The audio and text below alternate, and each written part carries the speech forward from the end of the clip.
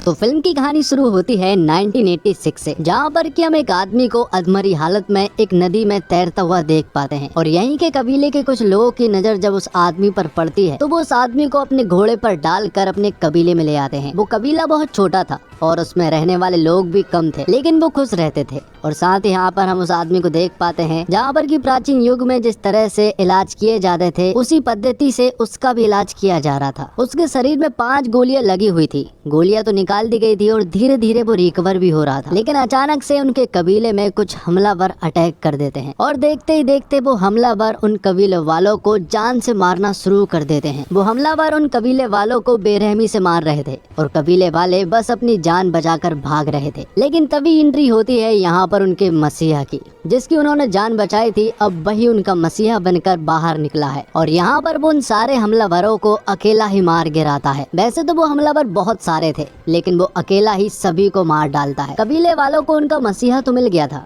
लेकिन उस मसीहे को अपना नाम तक नहीं मालूम था, मतलब कि उसकी याददाश्त जा चुकी थी। यहीं पर एक छोटा सा लड़का था जो कि उनसे कहता है कि जब मैं बड़ा हो जाऊंगा तो मैं जरूर पता करूंगा कि आप कौन हैं। जिसके बाद कहानी 30 साल आगे मुंबई में शिफ्ट होती है, जहाँ पर कि हम एक मेट्रो ट्रेन को देख पाते हैं जिसमें कि 376 पैसेंजर थे। सभी लोग अपने किसी न किसी काम से जा रहे थे, लेकिन किसी को क्या मालूम कि ये मेट्रो ट्रेन तो बस हाईजैक होने वाली है। इस मेट्रो ट्रेन में भले ही 376 पैसेंजर थे, लेकिन इन पैसेंजरों में 6 लड़कियां ऐसी थी जो कि इस मेट्रो ट्रेन को हाईजैक कर लेती हैं। किसी ने सोचा भी नहीं था कि ये नॉर्मल सी दिखने वाली 6 लड़कियां उन्हें बंधक बना लेगी। और यहीं पर इन 6 लड़कियों के चीफ को भी दिखाया जाता है जो कि मेट्रो ट्रेन के अगले स्टेशन पर इस मेट्रो ट्रेन का इंतजार कर रहा था। दरअसल में ये सारी प्लानिंग चीफ की ही होती है। ये 6 लड़कियां चीफ के अंडर में ही काम करती है और इस मेट्रो ट्रेन में जितने भी पैसेंजर थे उन पैसेंजरों में एक पैसेंजर पुलिस वाला था जो कि उनके ऊपर हमला करने की कोशिश करता है।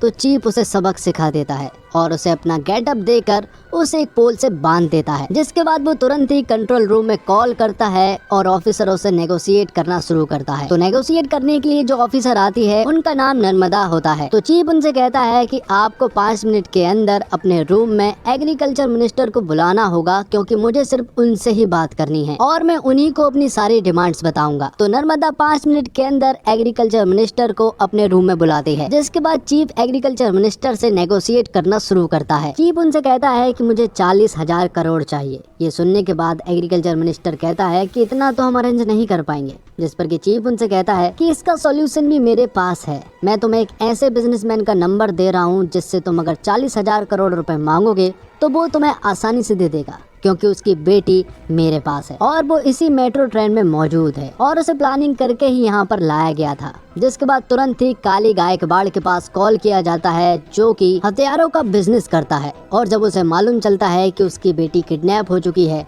तो वो 40,000 करोड़ रुपए देने के लिए मान जाता है और वो तुरंत ट्रांसफर भी कर देता है। जिसके बाद अगले स्टेशन पर मेट्रो ट्रेन रुकने वाली थी, तो यहाँ पर नर्मदा अपनी पूरी की पूरी टीम लेकर वहाँ पहुँच जाती है। लेकिन उससे पहले चीफ के साथ ही काम करने वाली कल्कि की एक फ्लैशबैक स्टोरी सभी को सुनाई जाती है। कल्कि के पिता ने बैंक वालों से 40,000 का लोन लिया था, लेकिन वो उसे नहीं चुका पाए और वो धीरे धीरे करके बढ़कर 2 लाख हो गया था। तब बैंक वाले कल्कि के पिता को परेशान करने लगे और यहाँ तक कि उसे मारने भी लगे। कल्कि के पिता पैसा लौटाने में पूरी तरह से असमर्थ थे। तभी उनकी नजर पड़ती है एक पोस्टर पर, जिस पर लिखा हुआ था कि आत्महत्या करने पर उसकी फैमिली वालों को 2 लाख रुपए का मुआवजा दिया जाएगा।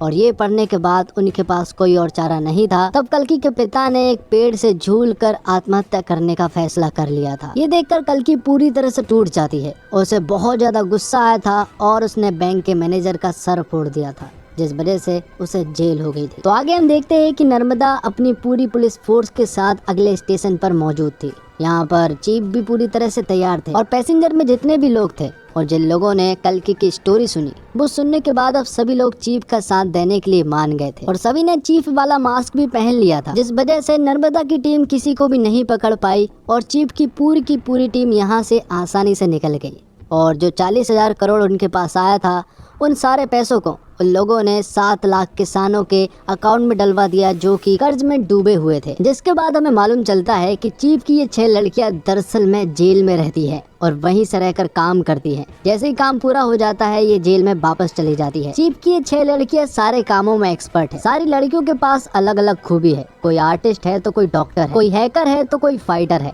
लेकिन ये 6 लड़कियां चीफ के साथ बहुत ही अच्छे से काम करती है और मिशन को पूरा करती है। और साथ ही हमें मालूम चलता है कि चीफ भी कोई आम आदमी नहीं है, बल्कि वो जिस जेल में रहती है उसी जेल का जेलर है जिसका नाम आजाद है। जेल में रहने वाली जितनी भी लड़कियां हैं, आजाद उन सभी को अपनी बहन और अपनी माँ मानता है। और जेल में रहते इन सारी लड़कियों को इतने अच्छे से सुधार दिया जाता है कि जेल से निकलने के बाद वो कभी भी अपराध का रास्ता नहीं चुनती हैं। आगे हम देखते हैं कावेरी अम्मा को और आजाद को इन्हीं ने पाला है। आजाद की उम्र काफी ज्यादा हो चुकी है और शादी के लिए कोई मिल भी नहीं रही है, इसलिए वो एक लड़की को देखने के लिए चाहते हैं। लेकिन यहाँ पर वो लड़की तो नहीं आती है, लेकिन उस लड़की की लड़की आती है जिसका नाम सुजी होती है। वो कहती है कि मेरी माँ बहुत बिजी रहती है, इसलिए उनकी जगह पर उन्होंने मुझे भेजा है। और वैसे भी मुझे भी लड़के को देखना बहुत जरूरी है, क्योंकि जिसे भी वो पसंद करेंगी वो मेरे पापा होंगे और मेरे पापा को मुझे भी सिलेक्ट करना होगा। तो इसी तरह से सुजी और आजाद के बीच बहुत सारी बातें होती है। दोनों एक दूसरे को खूब पसंद करने लगते हैं। और आगे में मालूम चलता है कि दरअसल में सुजी जिसकी बेटी है वो कोई और नहीं बल्कि नर्मदा होती है। और उन्हें देखकर आजाद पूरी तरह से शॉक्ड रह जाता है। लेकिन नर्मदा को भी यहाँ पर आजाद काफी अच्छा लगा था, क्योंकि सुजी को आजाद बहुत ज्यादा पसंद था, इसलिए यहाँ पर नर्मदा को भी आजाद पसंद आता है। धीरे धीरे करके आजाद और नर्मदा भी एक दूसरे को खूब पसंद करने लगते हैं। दोनों की एंगेजमेंट भी हो जाती है और फिर कुछ ही दिनों के बाद उनकी शादी भी होने वाली थी। जिसके बाद सीन शिफ्ट होता है और हम देख पाते हैं आजाद के एक दूसरे मिशन को, जहाँ पर की 6 लड़कियां उसके साथ थी। और इस बार उनका टारगेट था health minister. Health minister speech दे रहा होता है कि अगर मुझे गोली भी लग जाएगी तब भी वो सरकारी हॉस्पिटल में ही जाएगा, क्योंकि उसने सरकारी हॉस्पिटल की कंडीशन कुछ इस प्रकार बनाकर रखी है कि प्राइवेट भी फेल है। लेकिन ऐसा कुछ भी नहीं था, क्योंकि सरकारी हॉस्पिटल की कंडीशन बद से बदतर थी। जिसके बाद हेल्थ मिनिस्टर को गोली मार दी जाती है और उसे प्राइवेट हॉस्पिटल ले जाया जा रहा था। लेकिन आजाद की पूरी टीम उसे किसी तरह से सरकारी हॉस्पिटल में ले आते हैं, जहां की हालत बहुत ही ज्यादा खराब थी। तो अब ये न्यूज भी वायरल हो जाती है और सारी पुलिस फोर्स जो है वो उस सरकारी हॉस्पिटल के बाहर खड़ी हो जाती है, जहां पर की ऑफिसर नर्मदा फिर से यहाँ पर आजाद से नेगोशिएट करती है। वो इससे पहले अपनी उन्हें डिमांड बताता, उससे पहले वो उन्हें एक फ्लैशबैक की स्टोरी सुनाता। ये कहानी थी आजाद के साथ ही रहने वाली लड़की इरम की, जो कि एक डॉक्टर थी। उसे अपने पेशेंट से बहुत ज्यादा प्यार था। और फिर एक दिन उनके हॉस्पिटल में 57 बच्चे नाजुक हालत में आते हैं। उन्हें ऑक्सीजन की सख्त जरूरत थी, लेकिन कुछ बड़े डॉक्टरों की वजह से उन बच्चों तक वो ऑक्सीजन नहीं पहुंच सकी, जिस वजह से वो सारे 57 बच्चों की जान चली गई। और यहाँ पर ये सारा ब्लेम इरम के ऊपर डाल दिया गया और उसका लाइसेंस छीनने के साथ साथ उसे जेल में डाल दिया गया। तो आजाद की सबसे पहली डिमांड यही थी कि जिन डॉक्टरों ने ऑक्सीजन को उपलब्ध नहीं होने दिया, सबसे पहले उन्हें सस्पेंड कर दिया जाए और सारा ब्लेम वो अपने ऊपर लें। तो आजाद के कहने पर ऐसा ही होता है। और रात होने के बाद जब वो एक चॉपर मंगवाते हैं और यहाँ से निकलने वाले थे, तभी यहाँ पर एंट्री होती है ऑफिसर नर्मदा की, जो कि अपनी पूरी पुलिस फोर्स लेकर आई हुई थी और इन सभी को चारों तरफ से घेर लिया गया था। लेकिन ये लोग इतने जल्दी हार नहीं मानने वाले थे, क्योंकि आजाद इनके पीछे खड़ा हुआ था, जो कि एक अलग गेटअप में था। तब यहाँ पर एक जोरदार फाइट होती है, नर्मदा और आजाद के बीच में भी फाइट होती है। और नर्मदा ने यहाँ पर आजाद को नहीं देख पाई थी और आजाद यहाँ पर अपनी पूरी की पूरी टीम को लेकर फरार हो गया था। नर्मदा को किसी भी हालत में आजाद और उसकी पूरी की पूरी टीम को ढूंढना था, जबकि कुछ दिनों के बाद उसकी और आजाद की शादी होने वाली है। और यहाँ काली गायकवाड़ हथियारों के बिजनेस के लिए रसिया जाने वाला था। तो काली अपना सारा कारोबार अपने छोटे भाई को सौंप कर रसिया चला जाता है। और यहाँ दूसरी तरफ नर्मदा और आजाद की शादी हो जाती है। दोनों बहुत खुश थे और इनसे भी ज्यादा खुश थी उनकी बेटी सुजी। और पहले ही रात यहाँ पर आजाद नर्मदा को सब कुछ सच बताने वाला था। उसने पहले भी कोशिश की थी उसे बताने की, लेकिन हर बार वो नाकामयाब हुआ था। इस बार भी वो बताने वाला था, लेकिन नर्मदा के ऑफिसर ईरानी ने पहले ही पता कर लिया था कि आजाद कौन है और ये सारी बातें उसने कॉल पर नर्मदा को बता दी थी। तो नर्मदा जैसे ही आजाद को शूट करने के लिए उसके पास जाती है, तभी उनके ऊपर एक जोरदार हमला हो जाता है। यहाँ पर हम देख पाते हैं कि दरअसल में काली गायकवाड़ के भाई ने उन दोनों को बंधक बना लिया था और उसने यहाँ पर नर्मदा को गोली भी मार दी थी और वो आजाद को भी बेरहमी से मार रहे थे। और जैसे ही आजाद को वो जान से मारने ही वाले होते हैं कि तभी यहाँ पर किसी आदमी की एंट्री होती है जो कि काली के आदमी को बुरी तरह से उड़ाता हुआ आ रहा था। और ये कोई और नहीं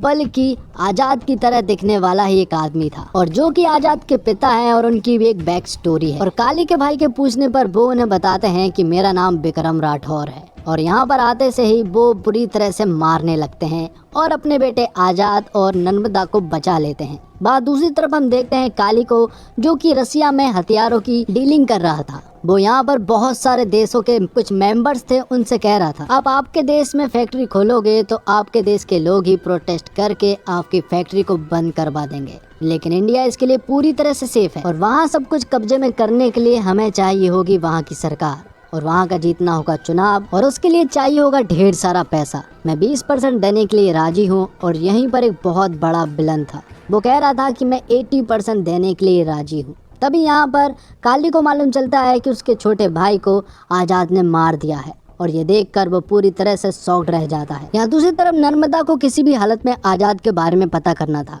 क्योंकि उसने उसका और उसकी बेटी का दिल तोड़ा है। इसलिए ईरानी के साथ प्लानिंग करके वो जेल में जाना चाहती है और इन 6 लड़कियों के द्वारा आजाद के बारे में सब कुछ पता करना चाहती है। तो वो लोग ऐसा ही करते हैं, वो लोग नर्मदा को किसी तरह से जेल में पहुंचा देते हैं और उन 6 लड़कियों के द्वारा आजाद की स्टोरी पता करना शुरू करती है। तो वो लड़कियां कहती है कि तुम्हें आजाद को जानने से पहले विक्रम राठौर की स्टोरी को जानना जरूरी होगा। तब वो लोग विक्रम राठौर की स्टोरी को बताना शुरू करती है, और ये कहानी पहुंच जाती है 1986 में, जहाँ पर कि हमें विक्रम राठौर और उसकी पत्नी ऐश्वर्या को दिखाया जाता है, जो कि एक दूसरे से बहुत ज्यादा प्यार करते हैं। और यहाँ हमें मालूम चलता है कि विक्रम राठौर स्पेशल ऑप्स का एक सोल्जर है, और उसे अर्जेंट यहाँ पर किसी काम से बुलाया गया है। उसे बताया जाता है कि बॉर्डर के उस पार 32 लोगों की एक टीम गई थी, लेकिन उन सारे लोगों को दुश्मनों ने मार गिराया है। हमने एक और टीम भेजी थी, लेकिन उनमें से आधे लोग मर गए हैं और आधे लोगों को उन्होंने बंधक बना लिया गया है। तो अब वो लोग स्पेशल ऑप्स के सोल्जरों की मदद लेना चाहते हैं और उन बंधकों को वहां से छुड़ाना चाहते हैं। तब यहाँ पर विक्रम राठौर की टीम पहुंच जाती है बॉर्डर के उस पार, जहाँ पर कि ये लोग सिर्फ 6 लोग थे, और ये 6 ही काफी थे। वो वहाँ पहुँचने के बाद दुश्मनों से लड़ाई करना शुरू तो कर देते हैं, लेकिन बीच लड़ाई में इनकी बंदूक काम करना बंद कर देती है। और ऐसा भी नहीं था कि सिर्फ एक सोल्जर की बंदूक ने काम करना बंद कर दिया था, इन 6 सोल्जरों की बंदूक ने काम करना बंद कर दिया था। इसके बावजूद उन्होंने ये लड़ाई जीत ली थी और वहाँ के सारे बंधकों को बचा लिया था। तो आगे एक इंक्वायरी बैठती है, क्योंकि MI436 गन को काली गायकवाड़ आर्मी को देता है, और उसी की वजह से जो दल बॉर्डर के पार गया था उन सभी की गन ने भी काम करना बंद कर दिया था, और इसी वजह से वो सारे सोल्जर्स मारे गए थे। तो इस वजह से काली गायकवाड़ के साथ आर्मी ने काम करना बंद कर दिया था और उसकी सारी गन को सीज भी कर दिया गया था। लेकिन काली गायकवाड़ को ये बिल्कुल भी देखा नहीं गया, और जब विक्रम राठौर और उसकी पत्नी ऐश्वर्या घर पर अकेले थे तो काली गायकवाड़ अपनी पूरी टीम को लेकर उनके ऊपर हमला कर दिया, जिस वजह से उसने काली गायकवाड़ को तो एरोप्लेन में ले जाकर उसे 5 गोलियां मार कर पानी में गिरा दिया था। सभी ने सोचा था कि वो मर गया था, जिसके बाद काली गायकवाड़ ने ऐश्वर्या को भी किसी तरह से फंसा दिया था। विक्रम राठौड़ को देश का गद्दार घोषित करवा दिया था और ऐश्वर्या को उसके साथ देने के जुर्म में उसे भी, जिस वजह से ऐश्वर्या को फांसी दी जाने वाली थी। और जब उसे फांसी दी जा रही थी तभी अचानक से ऐश्वर्या बेहोश हो जाती है, और मालूम चलता है कि ऐश्वर्या दरअसल में प्रेग्नेंट है। और रूल ये कहता है कि प्रेग्नेंट औरतों को फांसी नहीं दी जाती है, जब तक कि उसका बच्चा 5 साल का नहीं हो जाता तब तक उसे फांसी नहीं दी जा सकती। तो ऐश्वर्या के बच्चे की वजह से उसे 5 साल और मिल गए थे। उसका बेटा हुआ जिसका नाम आजाद रखा गया। उसे जेल में बहुत ज्यादा प्यार मिला। जेल की औरतों ने आजाद को बेटे की तरह माना और उसे बहुत ज्यादा प्यार दिया। जैसे ही वो 5 साल का हुआ तो ऐश्वर्या को फांसी दे दी गई। जिसके बाद कहानी प्रेजेंट में आती है और हम उसी पुलिस वाले को देख पाते हैं जिसने कि मेट्रो में हमला करने की कोशिश की थी। दरअसल में ये वही लड़का है जिसने कि विक्रम राठौर से वादा किया था कि बड़ा होकर मैं ये जरूर पता करूंगा कि आप कौन हैं, और आज उसने पता कर लिया। और विक्रम राठौर की 6 लोगों की टीम भी उसने इकट्ठी कर ली थी, लेकिन विक्रम राठौर की अभी भी याददाश्त वापस नहीं आई थी। यहाँ पर आजाद अपने पिता से मिलता है और वो भी बहुत खुश होता है। विक्रम राठौर की याददाश्त तो जा चुकी थी, लेकिन उनके अंदर की सारी स्किल्स अभी भी मौजूद थी, जैसे कि फाइटिंग करना, स्विमिंग करना, कुकिंग करना, शूटिंग करना, सब कुछ मौजूद था। अब जेल में आजाद की उन 6 लड़कियों ने जब यहाँ पर नर्मदा को स्टोरी सुनाई तो नर्मदा की भी आंखें नम हो गई थी। वो यहाँ पर उनका साथ देने के लिए राजी तो हो गई थी, लेकिन यहाँ पर हम देख पाते हैं कि ईरानी की दरअसल में ये सारी चाल थी, क्योंकि ईरानी जो है वो यहाँ पर काली के लिए काम करता है और पल पल की न्यूज उसे देता था। तो ईरानी आजाद की उन 6 लड़कियों के साथ साथ यहाँ पर नर्मदा को भी मारने वाला था और साथ ही सुजी को भी। लेकिन वहाँ पर आजाद के पिता विक्रम राठौर सुजी को बचा लेते हैं और यहाँ दूसरी तरफ आजाद यहीं पर आकर इन सारी लड़कियों को भी बचा लेता है। क्योंकि ये जेल उसी का था, इसलिए यहाँ की सारी औरतों ने आजाद का साथ दिया और ईरानी को मार गिराया। लेकिन उससे पहले ईरानी ने इन 6 लड़कियों में से एक लड़की को गोली मार दी थी जिसका नाम लक्ष्मी था और यहाँ पर काफी कोशिश की थी उसे बचाने की, लेकिन वो उसे नहीं बचा पाए। आगे हम देखते हैं कि आजाद एक प्लान बनाता है क्योंकि काली गायकवाड़ का ढेर सारा पैसा कंटेनरों से भर कर आने वाला था। उसे किसी तरह से अपने कब्जे में करना था और काली गायकवाड़ को रोकना था। इसलिए वो पूरी की पूरी टीम को लेकर पहुंच जाता है और उनसे सामना करने लगता है। विक्रम राठौर की पूरी टीम को उसने कह दिया था कि आप दूर रहना क्योंकि हम संभाल लेंगे। लेकिन यहाँ पर सिचुएशन आउट ऑफ कंट्रोल हो रही थी। यहाँ पर आजाद की टीम उन लोगों को नहीं संभाल पा रही थी। तब यहाँ पर एंट्री होती है विक्रम राठौर की टीम की। विक्रम यहाँ पर आजाद से कहता है कि ये मिशन बहुत ज्यादा जरूरी है, तो इन लोगों को मैं और मेरी टीम संभाल लेंगे, तुम इस मिशन को संभालो। तो आजाद सारे कंटेनर लेकर चला जाता है और यहाँ दूसरी तरफ विक्रम राठौर की पूरी टीम उन्हें संभालने में लगी हुई थी, लेकिन वो नाकामयाब रहे और यहाँ पर काली गायकवाड़ के लोगों ने विक्रम राठौर की पूरी टीम को अपने कब्जे में कर लिया था।